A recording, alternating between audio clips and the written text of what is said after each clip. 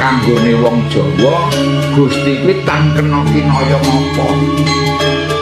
Mula aja rumangsa panemumu paling bener. Iso wae bener nanging uga iso kleru.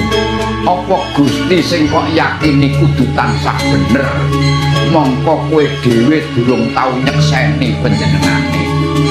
Fokus menyang awakmu dhewe wae, ora usah ngatur-ngatur ngakimi apa maneh nyalahake panemune wong liya babagan Gusti.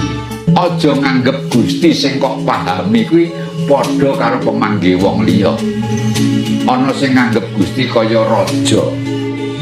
Gaweane ngatur lan merintah. Ngukum wong sing dosa lan maringi ganjaran wong sing apik.